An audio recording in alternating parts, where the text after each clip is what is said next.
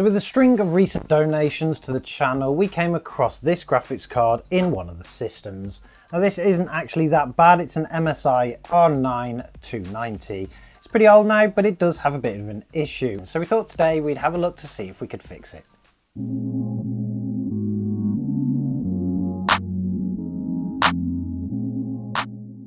Released in 2013 as a high-end graphics card from AMD, this actually had an MSRP of around £300. Yes, we know that's a thing in the past now considering the price of GPUs, and unfortunately these didn't even survive the apocalypse either. Currently going on eBay for around £80, these 4GB versions specifically really held their prices during the GPU crisis, because obviously trying to get a 4GB card at that time, which is something you desperately need now for modern games, was really difficult. This card in particular though, it actually performs quite well. It will start games, but we have a bit of an issue where it suddenly jumps up in temperatures and the fans come on at 100%.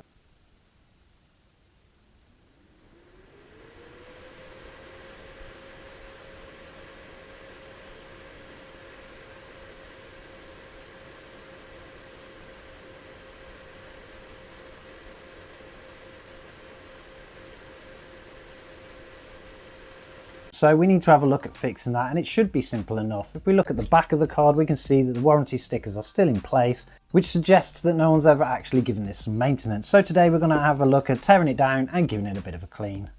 Now, tearing down a graphics card isn't that difficult, and they're all pretty much the same. The whole idea is that we just need to remove the cooler and the fan system. Sometimes we need to remove the backplate as well to be able to get to the processor inside, give it a bit of a clean up and add some new thermal paste. We will need to remove some of the screws from here. Now, looking at this at the moment, we can see that the back plate is actually screwed straight through. So we're gonna have to take all of the screws out of this one.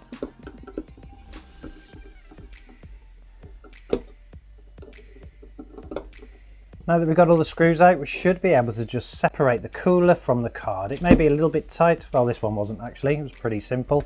And then we can start to see the dust and the thermal paste inside. Giving the cable for the fans just a little wiggle, because you don't want to break this off the card. They should just come out with a little wiggle.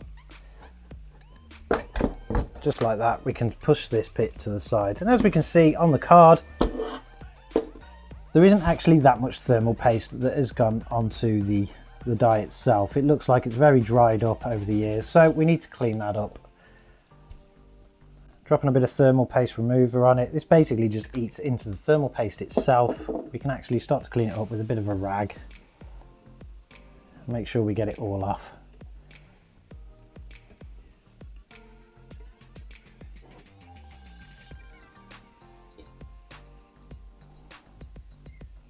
To remove the rest of the dust in the system, we're going to use a paintbrush. It's just a dry brush really, because we don't need to go too excessive on this. We've got some heat pads here which have got a bit of dust on them, and we need to get rid of that. But all of the actual pads themselves look perfectly fine. There's no damage in them. All we need to do is get the dust off. And we don't want to blow it out because obviously we don't want the dust in the studio. So we'll just dust that off everywhere that we can find it.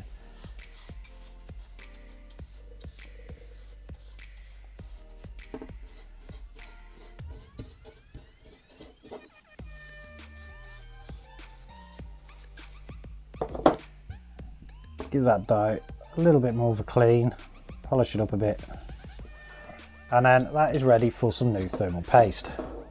The cooler itself will also need to remove the thermal paste off, but we don't need to be as careful with this piece because obviously it's just a chunk of metal with a bit of thermal paste on it. We'll get rid of that. It's quite thick and stodgy, which is probably the indication for why we were getting heat issues in the first place.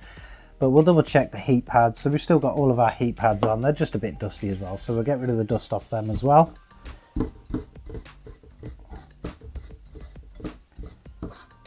Now we need to be able to get to the other side of the cooler by removing the fan system. And on this one, it doesn't look too difficult. There's a bit of a screw here.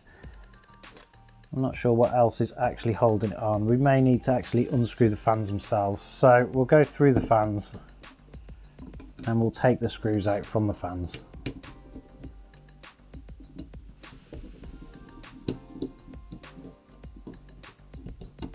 So we didn't actually need to take the fan out itself, but we'll do that anyway because we'll want to clean that plastic up at some point, but we'll knock those screws out.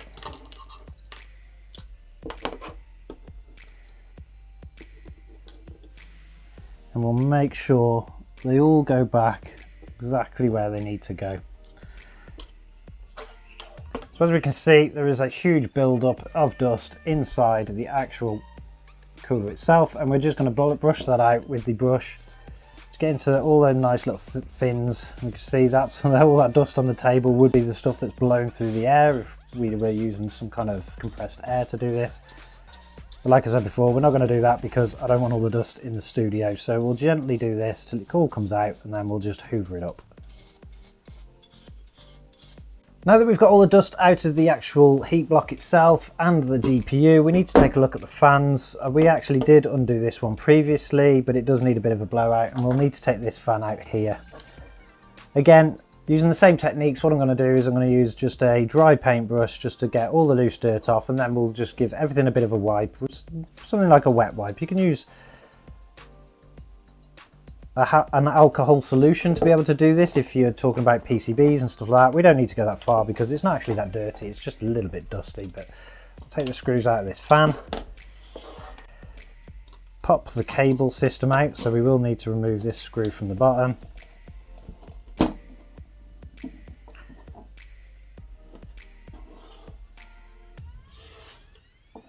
And also this screw from the bottom.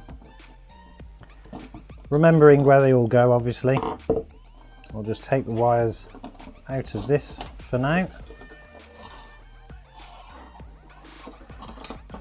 The fan will come through, and we'll put them to the side because they'll need a bit of a clean. But using the same process, we'll just knock the dust out of this, and then we'll just give it a bit of a wipe. So now that we've got the loose dust out of this, what we're going to do is just give it a bit of a wipe, get rid of any kind of surface dirt. You can just use any kind of standard wipe for this, it's just plastic. You can always use a bit of alcohol, or sometimes actually for plastics, if you want them to look nice and shiny afterwards, you can use something like WD-40. It's great for getting bare ABS plastics to kind of come back to their original colour if there's any kind of fade in. On this one, we're not going to worry about that too much. We might just do it afterwards, but for now, we'll just give it a bit of a wipe to get rid of that dirt, and then that piece is done. For the fans, we're going to follow a very similar process. We'll knock the dust off, and then we'll just give each blade a little wipe. As you can see with the fans, they're actually quite dirty on the one side, the ones that we've already brushed off. This is quite loose dust really, so we'll just keep getting rid of that. And once the loose dust is off the actual fan blades, we're just going to give them a bit of a wipe with a wet wipe, just to get any extra dirt off. We don't want any imbalancing on our fans because obviously they'll make noise and it will make them wear out quicker. It's a little bit of a time consuming process, but it's absolutely worth it once you've done it.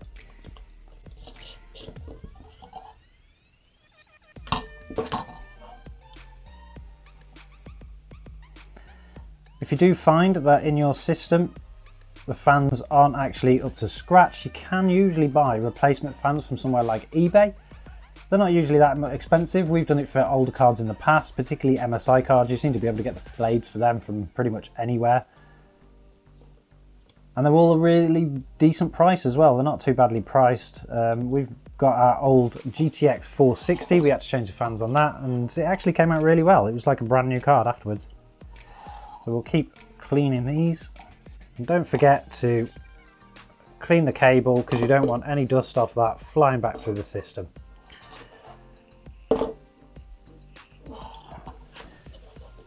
So now that everything's clean, all we need to do is put it back together again. So now that we've got the fans installed, we need to reinsert it back onto the cooler itself. Now this is going to go this way round, and it should just screw straight on with the original screws straight into the cooler block.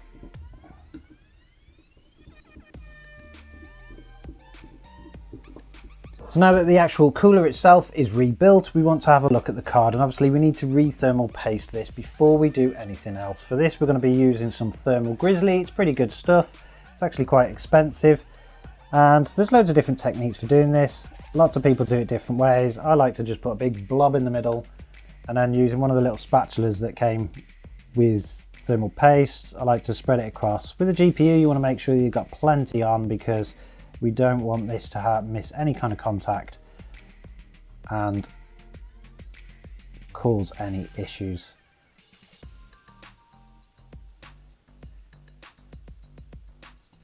So I think we've got more than enough on there now. We're ready to reinstall the cooler itself. Now, always make sure you plug your cables back in, and we'll plug it in this side before we put it on. And then it's a case of just lining up the card, and we'll do it this way round, back onto the screws themselves. Just like that, and then we start reinserting. I'll do the middle ones first because that's obviously around the processor itself. We want to screw down from each corner, making sure there's an even distribution of torque going down on top of that processor, or that graphics processor.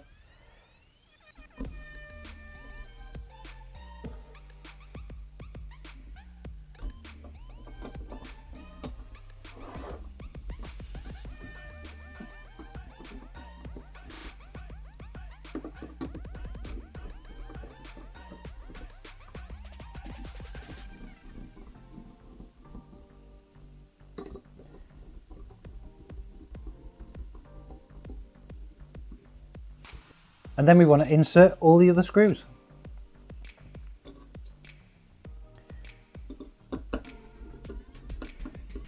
So now that we've actually cleaned this GPU up and we've changed the thermal paste, we need to see if it will actually perform any better. So let's get it back in the system that we tested it in before, and let's see if these fans are a little bit more tame.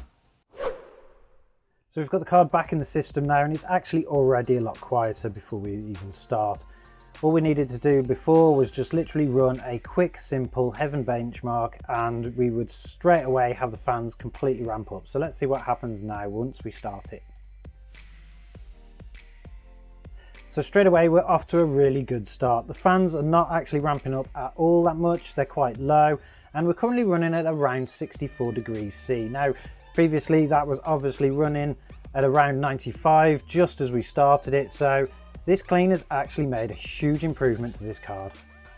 What we'll do now is we'll actually just run and benchmark this system just to see what kind of scores we get. So as you can see, giving this GPU just a little bit of a clean and a re-thermal pasting, we made all the difference. Not only is it much quieter and cooler when the system's running, but also when we did a benchmark, we managed to score a lot higher. With a couple of runs of Heaven benchmark, we managed to gain an extra 20 frames per second, as well as an extra 600 points on the scoreboard. Which is awesome because that means it can make the difference between playing a game and not playing a game in a playable form. Now I hope you found this video useful, and if you did, make sure you mash that like button. And don't forget to subscribe to the channel to see what we do with this graphics card next.